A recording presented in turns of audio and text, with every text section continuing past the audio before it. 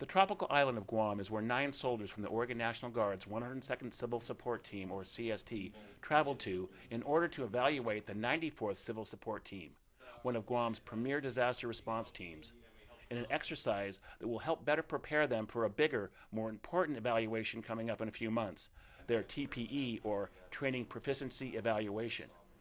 This evaluation occurs every 18 months for these type of units and is a very important evaluation, one which will give the higher-ups a better picture of just how well prepared Guam's 94th CST is for a disaster. Good train-up for this exercise is critical. This will pay dividends in our upcoming events of our exercises with our culminating training event, or Contra Peligro, in July, and also with our TPE, our Training Proficiency Evaluation, in August. The team from Oregon spent the first days reconning and setting up scenarios which tested the 94th CST's ability to find, sample, characterize, and mitigate chemical, biological, radiological, and homemade explosives.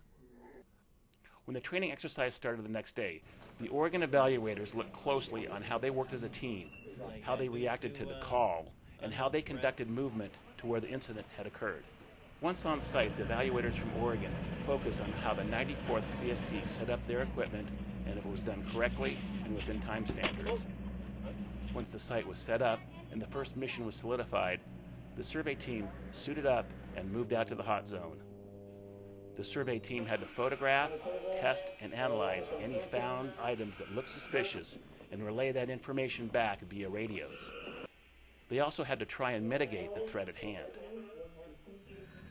Once the survey team completed their inspection, the team headed back to the rear to be cleaned up and start a more detailed analysis of the site they had just investigated.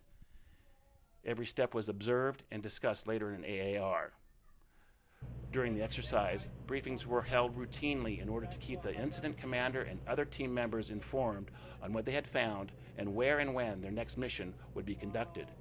After the exercise was completed, Oregon's 102nd CST team compared what they observed to the task standards and made their observations. Actually very impressed with them.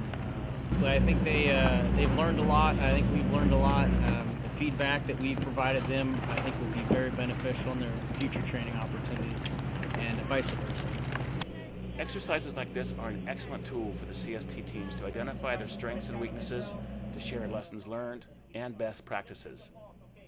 It's about helping each team help secure success in training and real-world situations, which of course will help us all out when disaster hits.